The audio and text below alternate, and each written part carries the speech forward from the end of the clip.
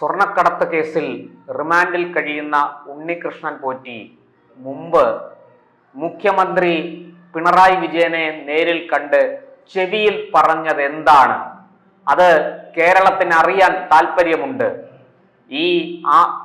ഇപ്പോൾ റിമാൻഡിൽ കഴിയുന്ന പോറ്റി നേരത്തെ ഏതാനും വർഷങ്ങൾക്ക് മുമ്പ് മുഖ്യമന്ത്രി പിണറായി വിജയനെ കണ്ടപ്പോൾ ചെവിയിൽ പറയാൻ മാത്രമുള്ള അടുപ്പം ഉണ്ണികൃഷ്ണൻ പോറ്റിക്ക് ഉണ്ടായിരുന്നു എന്നല്ലേ തെളിയുന്നത്?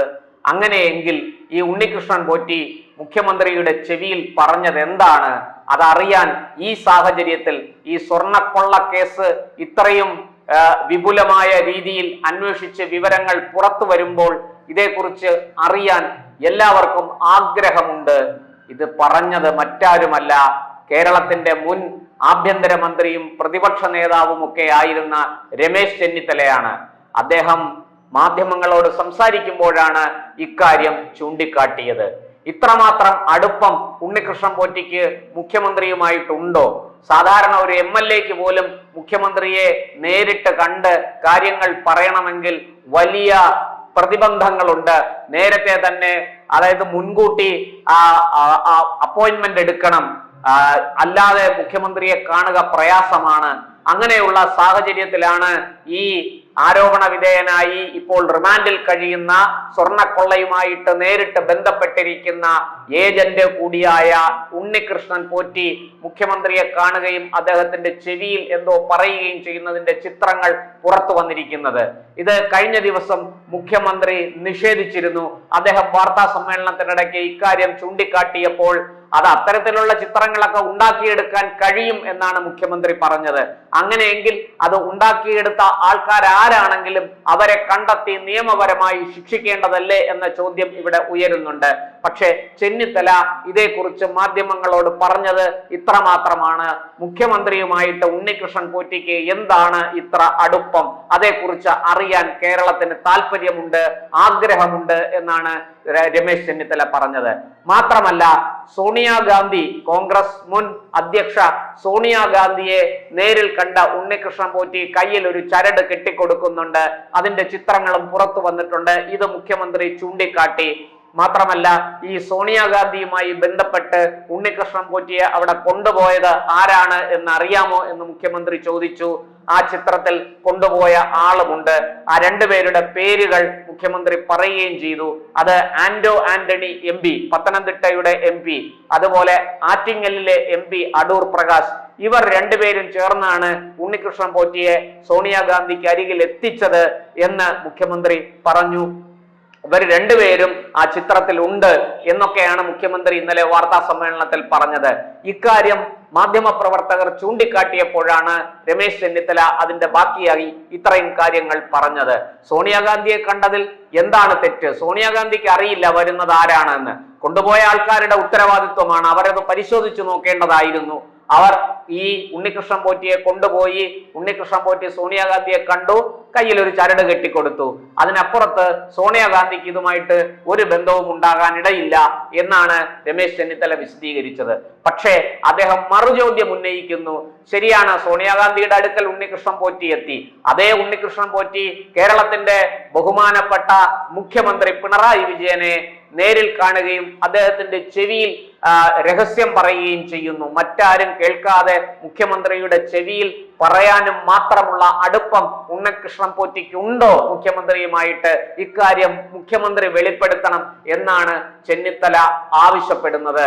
ഇനി ആ ചിത്രം വ്യാജമാണെങ്കിൽ തീർച്ചയായിട്ടും അത് നിർമ്മിച്ച ആൾക്കാർക്കെതിരെ നടപടിയെടുക്കേണ്ടതാണ്. കാരണം കേരളത്തിന്റെ മുഖ്യമന്ത്രിക്കെതിരെയാണ് അവർ ഗൂഢാലോചന നടത്തിയിരിക്കുന്നത്. അതുകൊണ്ട് ഇതിന്റെ കല്ലും നെല്ലും തിരിയേണ്ടത് ഇന്ന് ആവശ്യമാണ്. ഈ ശബരിമല സ്വർണ്ണക്കൊള്ളയുമായി ബന്ധപ്പെട്ട് രമേശ് ചെന്നിത്തല തന്റെ മുൻ നിലപാടുകളിൽ ഉറച്ചു നിൽക്കുന്നു. അദ്ദേഹം പറയുന്നത് ഇത് രാജ്യാന്തര വിഗ്രഹക്കടത്തുകാരുമായിട്ട് ഇതിന് ബന്ധമുണ്ട്. പൗരാണിക മൂല്യമുള്ള വസ്തുക്കൾ വാങ്ങുന്ന അല്ലെങ്കിൽ വിൽക്കുന്ന ചില മാഫിയകളുണ്ട്, അവരുമായിട്ട് ഇതിന് ബന്ധമുണ്ട്. ഇത് കേരളത്തിലെ ഈ ക്ഷേത്രങ്ങളിലെ പുരാവസ്തുക്കൾ, തട്ടിയെടുക്കുന്നതിന്, കൊള്ളയടിക്കുന്നതിന് വളരെ വിപുലമായ ഒരു പദ്ധതി ഉണ്ടായിരുന്നു, അല്ലെങ്കിൽ പദ്ധതി തയ്യാറാക്കപ്പെട്ടിരുന്നു എന്നാണ് ചെന്നിത്തല ഇപ്പോൾ ചൂണ്ടിക്കാണിക്കുന്നത്. അതിന് അദ്ദേഹം പ്രതിപക്ഷ നേതാവായിരുന്നപ്പോൾ നടന്ന ചില സംഭവങ്ങളും അദ്ദേഹം ഉദ്ധരിക്കുന്നുണ്ട്.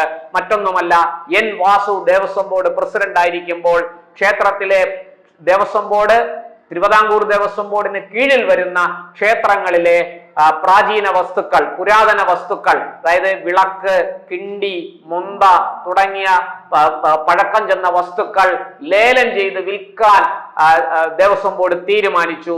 അവർ അതിനുവേണ്ടി ടെൻഡർ നടപടികളുമായിട്ട് മുന്നോട്ട് പോയി. അന്ന് ഇത് നിയമസഭയിൽ അടക്കം ഈ വിഷയം ഉന്നയിച്ച് ഇതിനെതിരെ ശക്തമായി രംഗത്ത് വന്നത് താനാണെന്നും ചെന്നിത്തല ചൂണ്ടിക്കാട്ടി മാധ്യമങ്ങളോട്. മാത്രമല്ല, താൻ അന്ന് ശക്തമായ പ്രതിഷേധവും എതിർപ്പും രേഖപ്പെടുത്തിയത് കൊണ്ടാണ് ആ നടപടിയിൽ നിന്ന് ദേവസ്വം ബോർഡ് പിന്നോട്ട് പോയത്. ഇത് എൻ വാസു പ്രസിഡന്റ് ആയിരിക്കുമ്പോൾ തന്നെ ക്ഷേത്രങ്ങളിലെ പുരാതന വസ്തുക്കൾ കൊള്ളയടിക്കാൻ ഉണ്ടാക്കിയ പദ്ധതിയാണിത് എന്നും ചെന്നിത്തല ആരോപിക്കുന്നു. ഈ സാഹചര്യത്തിൽ വിശദമായ അന്വേഷണം വേണം. അതിന് SIT മാത്രം പോരാ, രാജ്യത്തിന് പുറത്തേക്ക് അന്വേഷണം വ്യാപിപ്പിക്കേണ്ടതുണ്ട്. അവിടെ SITക്ക് പരിമിതികളുണ്ട്, SITയെ വിശ്വാസമുണ്ട്, SITയുടെ അന്വേഷണം ശരിയായ ദിശയിലാണ് എന്നും ചെന്നിത്തല പറയുന്നു. തുടർന്ന് അദ്ദേഹം ആവശ്യപ്പെടുന്നത് ഇത് CBI അന്വേഷിക്കണം, കോടതിയുടെ മേൽനോട്ടത്തിൽ CBI അന്വേഷിക്കണം എന്നാണ് ചെന്നിത്തല ആവശ്യപ്പെടുന്നത്. കാരണം രാജ്യാന്തര ബന്ധമുണ്ട്. ഈ ഉണ്ണികൃഷ്ണൻ പോറ്റിയുമായി ബന്ധപ്പെട്ട് പുരാതന വസ്തുക്കൾ ശേഖരിച്ചിരിക്കുന്ന ഈ കൊള്ള സംഘത്തിന്, മാഫിയ സംഘത്തിന് വിദേശ ബന്ധമുണ്ട്. അതുകൊണ്ട് തന്നെ ഇത് വിശദമായിട്ട് വിദേശങ്ങളിൽ അന്വേഷിക്കേണ്ടി വരും. അതിന് CBI പോലൊരു ഏജൻസിക്ക് കഴിയുകയുള്ളൂ. അതുകൊണ്ട് കോടതിയുടെ മേൽനോട്ടത്തിൽ വെറുതെ CBI അന്വേഷണം നടത്തിയാൽ പോരാ, കോടതിയുടെ സൂക്ഷ്മമായ നിരീക്ഷണത്തിൽ CBI അന്വേഷണം നടത്തണമെന്നാണ് ചെന്നിത്തല ഇപ്പോൾ ആവശ്യപ്പെടുന്നത്. ഈ ചെന്നിത്തല ഉന്നയിക്കുന്ന ആരോപണങ്ങൾക്കും ആവശ്യങ്ങൾക്കുമെല്ലാം യുക്തിസഹമായ കാരണങ്ങളുണ്ട് എന്ന് നമുക്ക് മനസ്സിലാക്കാം. അദ്ദേഹം തുടക്കം തൊട്ട് ചൂണ്ടിക്കാട്ടിയ കാര്യങ്ങൾ ഇപ്പോൾ ശരിയായി വന്നിരിക്കുന്നു. അദ്ദേഹം കൊടുത്ത സൂചനകൾ അല്ലെങ്കിൽ അദ്ദേഹത്തിന്റെ വെളിപ്പെടുത്തലുകൾ, അദ്ദേഹത്തിന്റെ മൊഴികൾ, അത് വളരെ കൃത്യമായിട്ട് SITക്ക് പ്രയോജനപ്പെട്ടിരിക്കുന്നു.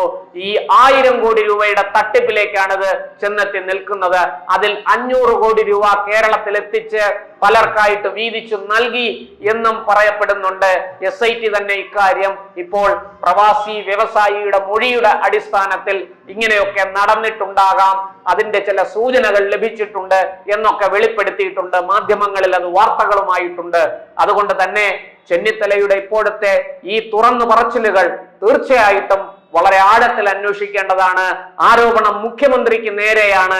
മുഖ്യമന്ത്രിയും ഈ സ്വർണ്ണക്കള്ളക്കടത്തുകാരുടെ ഏജന്റ് ഉണ്ണികൃഷ്ണൻ പോറ്റിയുമായിട്ട് എന്താണ് ബന്ധം എന്ന ചോദ്യത്തിന് വ്യക്തമായ ഒരു മറുപടിയാണ് മുഖ്യമന്ത്രിയിൽ നിന്നുണ്ടാകേണ്ടത്.